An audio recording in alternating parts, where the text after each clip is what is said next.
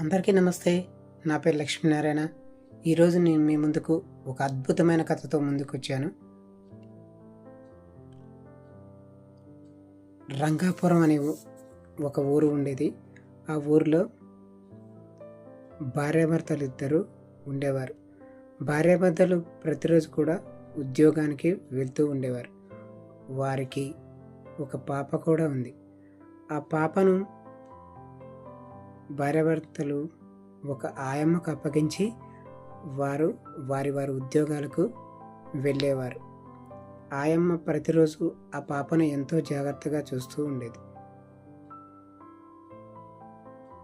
ప్రతిరోజు కూడా ఆయమ్మకు ఆ పాపను అప్పగించి ఆయమ్మకు ఆ భార్యాభర్తలు ఇద్దరూ చెప్తుండేవారు. ఏమనంటే, ఆయమ్మ, మా పాపను జాగ్రత్తగా చూసుకో, మేము ఉద్యోగానికి వెళ్ళి వస్తాం, మా పాప జాగ్రత్త అని ఆ పాప గురించి ఆ ఆయమ్మకు జాగ్రత్తగా చూసుకోమని చెప్తూ వెళ్ళేవారు.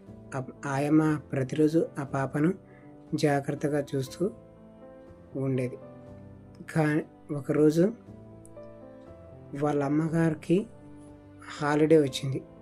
హాలిడే వచ్చినప్పుడు ఆ పాపను బయటికి తీసుకెళ్దామని ఆ పాపని రెడీ కమ్మని అమ్మగారు ఆ పాపకు చెప్తారు. దారి మధ్యలో వెళ్తూ ఉండగా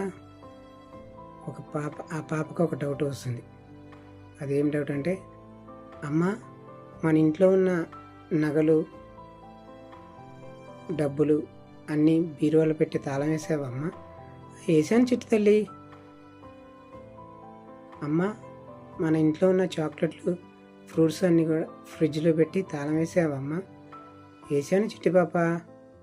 స్వీట్ వేసాను చిట్టి తల్లి. ఎందుకమ్మా ఇవన్నీ ఇలా అడుగుతున్నావు కొత్తగా ఈరోజు అని అడిగింది ఆ పాపను ఆ అమ్మగారు. ఆ పాప సమాధానం చెప్పింది, అమ్మ, మరి ఆయమ్మకు తాళాలన్నీ ఇచ్చేసావమ్మా జాగ్రత్తగా ఉంచమని? ఆ తాళాలను ఆయమ్మకి ఇచ్చావా అని అడిగింది ఆ పాప ఆ అమ్మను. అప్పుడు ఆ అమ్మగారు ఆ పాపకు సమాధానం చెప్పారు, అమ్మ, ఇంపార్టెంట్ అయిన వస్తువులకు సంబంధించిన తాళాలన్నీ మన దగ్గరే ఉంచుకోవాలమ్మా, అలా ఆయమ్మకి ఇవ్వకూడదు అని చెప్పింది ఆ పాపకు అమ్మ.